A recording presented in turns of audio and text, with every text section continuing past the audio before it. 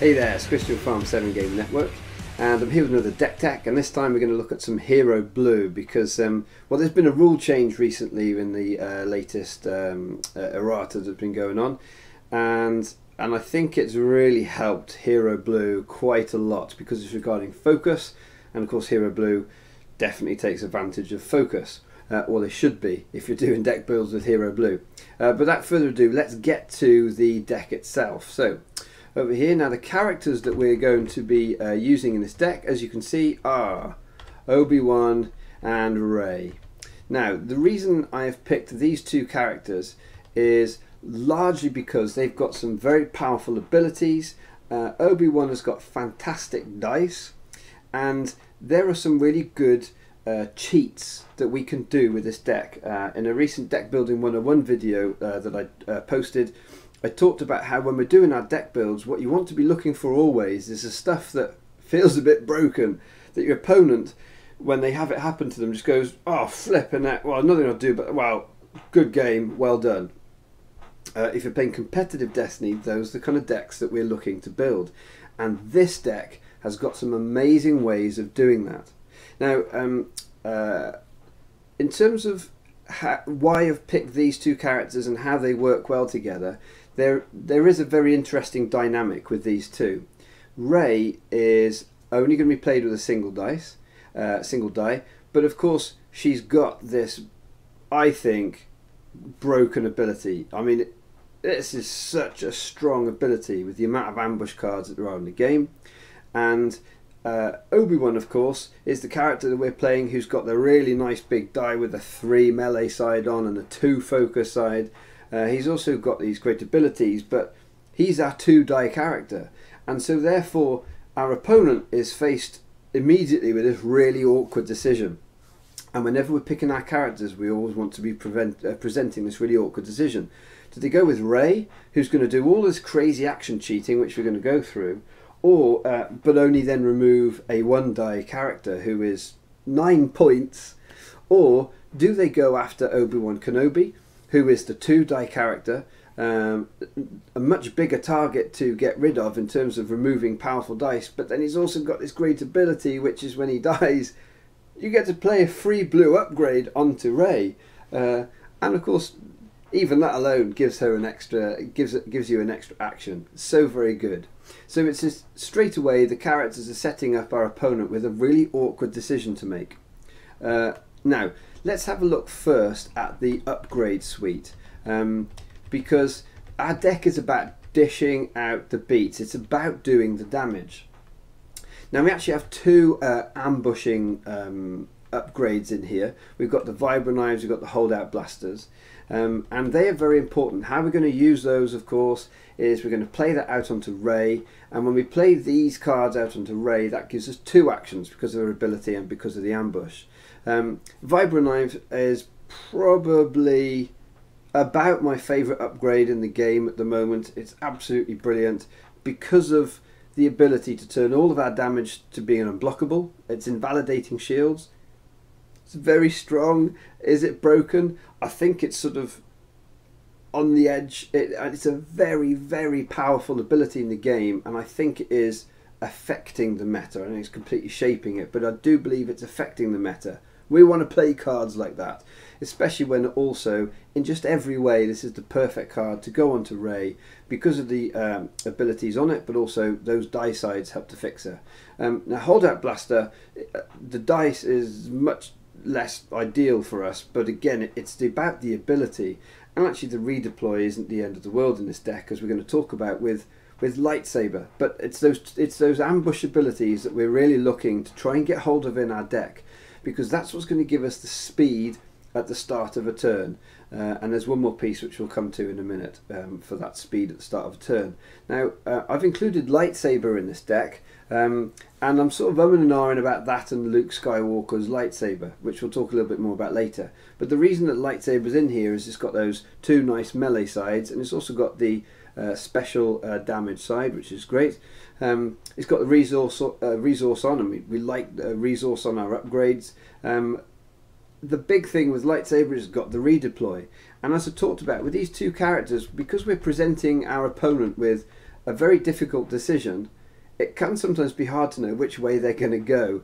And if we end up putting that lightsaber onto the character that we can see that they're going after, that redeploy is super valuable.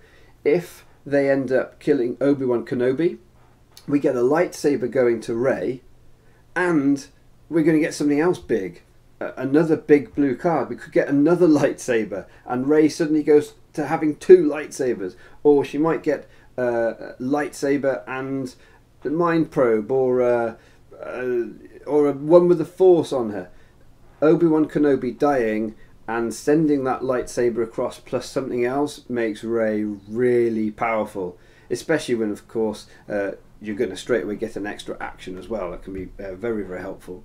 And if it goes the other way and you're playing your upgrades onto Rey, which is probably more likely, trying to make Rey this target so they do go after Rey. When they kill Rey and that lightsaber redeploys to Obi-Wan Kenobi, and you've got a character who can quite easily do 8 or 9 damage out of his dice.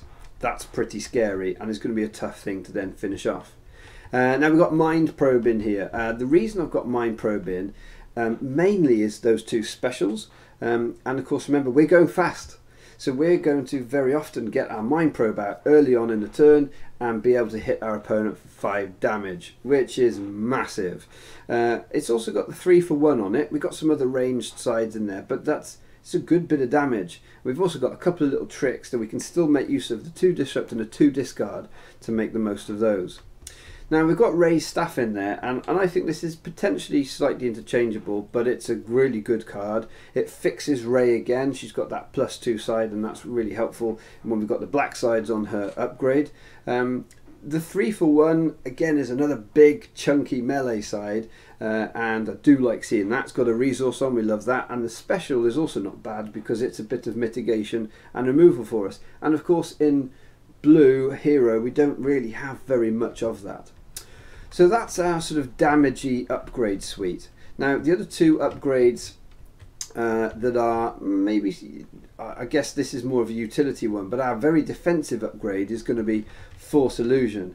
It's a very powerful card in the meta. There are some big hits that are going in on decks at the moment from things like Pomars. You know, there's rocket launchers and there's that kind of damage coming at us. So being able to Force Illusion that damage away, very helpful. And one with the Force, we've got 2 copies in there because of Obi-Wan Kenobi.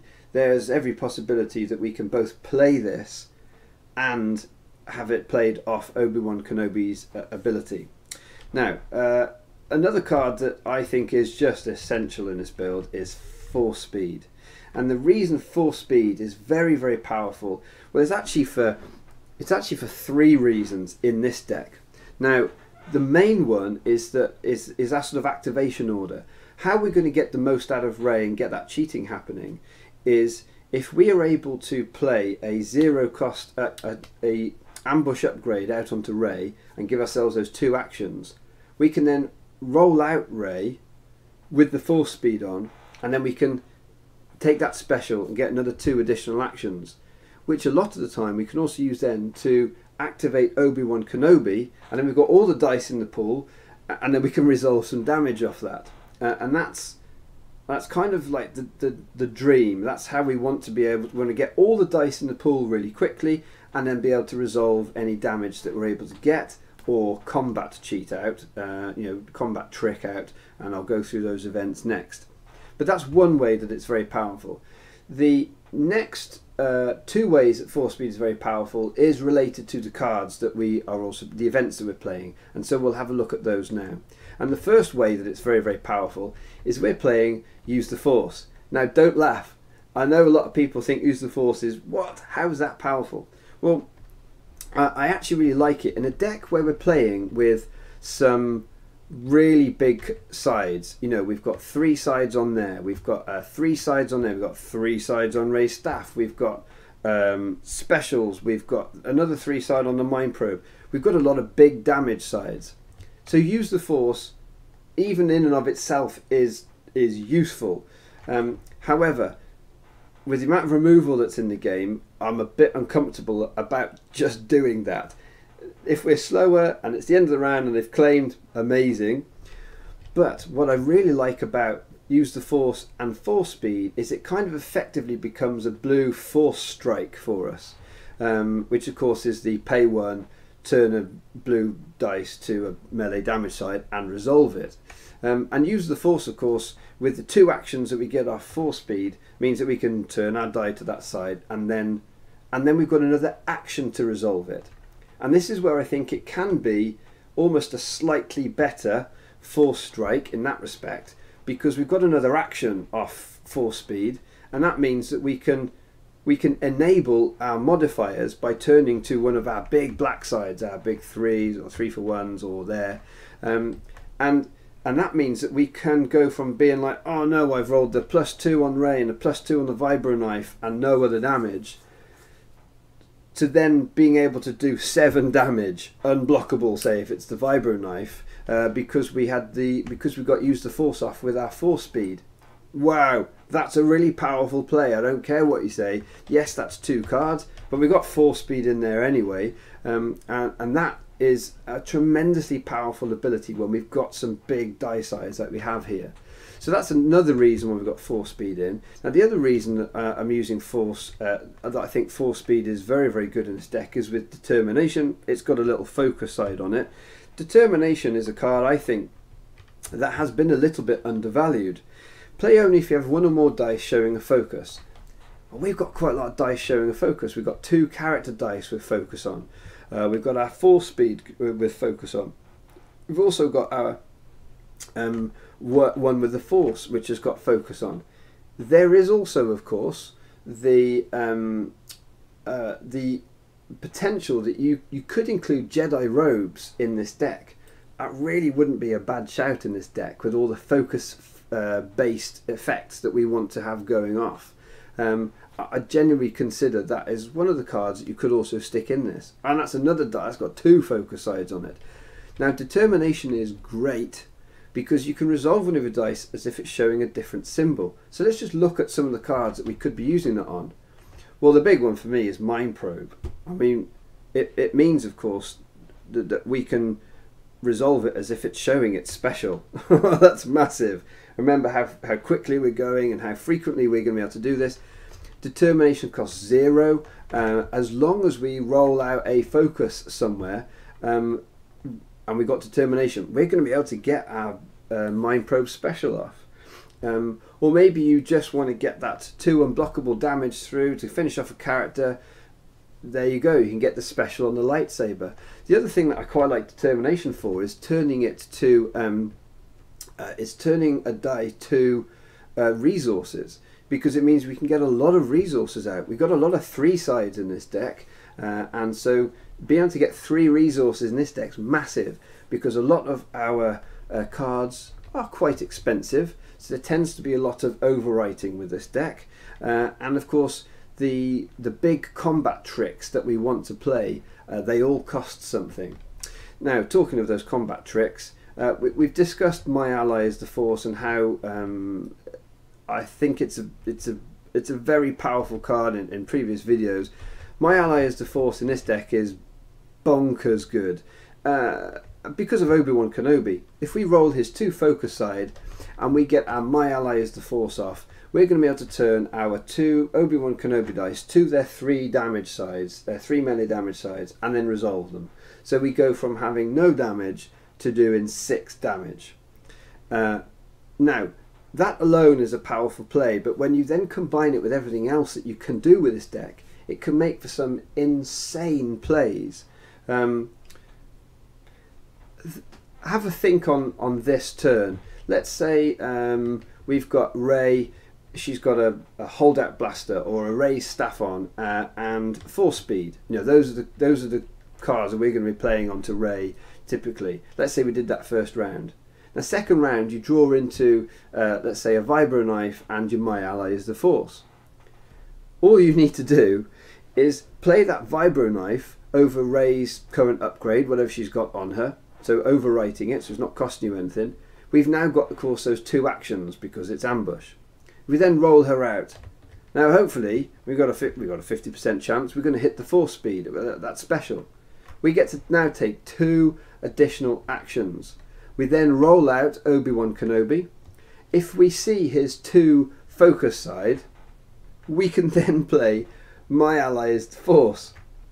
And I mean, that depends of course on what the dice have rolled here, but if we see that 2 focus side and we get to do My Ally is the Force, we could turn Obi-Wan Kenobi's 2 dice to his 3 damage. Maybe we rolled the 1 or the +2 with Rey. We of course have rolled in the vibro knife, that might be another 1 or 2. We're looking at being able to do 8, 9, 10 damage, completely unanswerable. Like, that was just a row of actions that we played and our opponent's not being able to do anything about that. We could do that at the start of the second round, because it's completely reasonable to play a 2-cost upgrade and a 4 speed on Rey in the first turn. Massively powerful. You could have done 12 damage potentially by the time your opponent gets to act first for their first action in the second round. Massive. These are the kind of ridiculous plays that we can make. All in.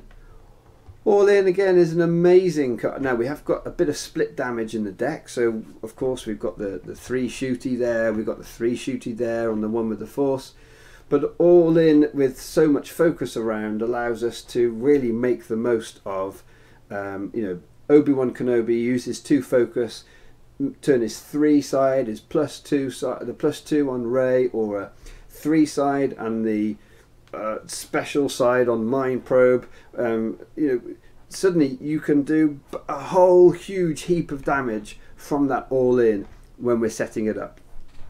So as you can see, we've got a lot of clever combat-y tricks and things that we can do at really fast speeds to be able to get a lot of damage off very, very quickly. I didn't even mention My Ally is the Force on Mind Probe. Guys, we go really fast. Mind Probe's going to be in the pool early on. We could Mind Probe. We could Mind Probe for 10 damage with My Ally is the Force. That's ridiculous. That's insanely good. And you're going to win games left, right, and centre if you're getting that kind of combination play off. And also, of course, that doing that use the Force onto Mind Probe. I mean, there are ways in which you could, if you've got the resources, you could use the Force and then My Ally is the Force on your Mind Probe die. I mean, there is amazing stuff that you can do with those combat tricks. Now, guard is in there because now the removal suite for this, of course, is a little bit smaller because there's not so much we can use in Hero Blue. You could also use Overconfidence. Maybe that might be a card you want to include. Guard is in there. We got lots of big plus modified sides, lots of big melee sides. We can frequently remove 3 dice when we play guard and it costs us 0. That's really, really good. That's one of the best removal cards in the game. Deflect is amazing because there's still lots of Palpatine around and Pose and those big shooty dice, and I think Deflect's only going, looking at cards that have been spoiled in Empire at War, Deflect's only going to stay good. And of course Overconfidence is absolutely solid. Re-rolling their dice and removing 1, yes please, I'll take that. Now there are a few other cards that you could be playing in this deck. Now Luke Skywalker's lightsaber, I really like this. The drawback to this card is that we're losing the redeploy. This would be a replacement for the normal lightsaber, and I think losing the redeploy is tough. I think the redeploy is really powerful in this deck. However, having the +3 side is really nice. It works great for the guard, it works great for your determination, it works great for just being able to spike out that damage suddenly with use the Force or so on and so forth. But this feels more defensive. It's got the 2 shields, and of course that can be very, very useful, especially if you're playing in a ranged meta. If you're playing in more of a melee meta, we're going to see Vibranize and not so strong. But the fact that the special also can do the give 2 shields or deal 2 unblockable, I mean, hey, being able to do 4 unblockable damage to a character, if you haven't seen your Vibro Knife with your My Ally is the Force, well, that's powerful. You know, that's in the mid to late game, that's going to finish off a lot of characters. But that doesn't make it especially different, of course, to our lightsaber. But the advantages that we've got here are the fact that we've got the extra +3 and we've got all this ability to create more shields. So I think it's more of a meta call if you're playing in a more of a ranged meta. You can really keep your characters alive longer. Talking of keeping characters alive, I think Rejuvenate is an interesting card to include in this deck. I'm not quite sure what you change it for, because I just think everything else in this just feels that little bit more powerful. But actually healing 1 damage from a Rey and getting a whole other round to do all that action cheating at the start is really big. And I think that's probably why you'd include it. And even keeping Obi-Wan Kenobi, of course, alive, you know, with his Guardian ability, with his big chunky dice, is not to be sniffed at. But I do think there's a lot of competition for its place in the deck. Close Quarters Assault. Wow, this works amazingly in this deck. We're rolling in potentially lots of dice before our opponent gets a chance to do anything. If we can be rolling in 4 melee damage sides across our dice, which is very realistic with the character dice and upgrades that we're playing, we can Close Quarters Assault them for 3, 4, maybe even their whole hand before they've had a chance to do anything. That's a massively strong play. Think about Abandon All Hope, the villain card. No one ever discards their hand. They're always going to get rid of their resources, because discarding your hand is absolutely crippling. Close Quarters Assault is one of those cards that I really want to include, and absolutely you could put it in maybe over something like a Use the Force or maybe a Determination. I think those are probably the slots where you might mix it up a little bit. Destiny is a card that I find with this deck, we're playing some big upgrades and we need the resources, of course, for our events, but I feel like Determination almost covers Destiny, because we're using Destiny to get some big cards out for cheap. However, Determination can just turn a die to a nice big resource side, and of course Determination also allows us to turn a die to a big special or a big melee damage side, and it just has that extra sort of function and ability. However, it is a bit more situational, it's a bit more specific. We need to see that focus side with the Determination. And so that's where Destiny can come in, because we know all we're going to do is roll the dice. As long as they don't get removed, we're going to be able to play out that lightsaber or all that so on.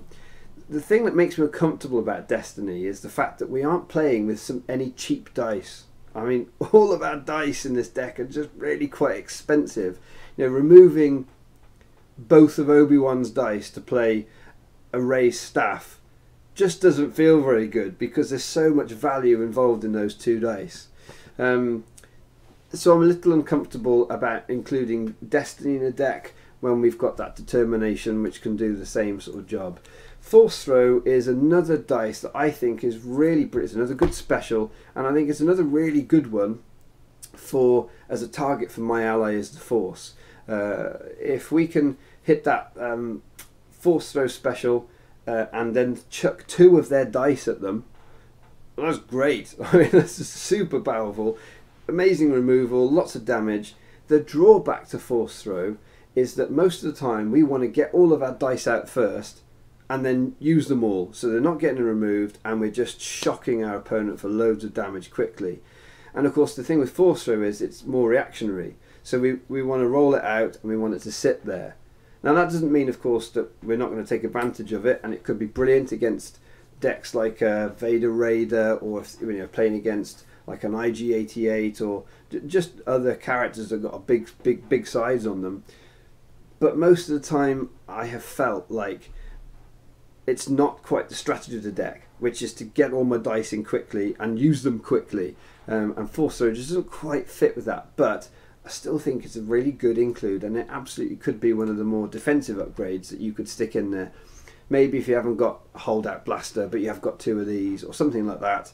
I mean, that's an awkward one to lose because you want those ambush actions, but you know, sometimes we have to make do. And that is our Obi-Wan Rey concoction. Now the battleground that I've included, you know, I'm playing normally with a very competitive mindset. This deck can go really fast.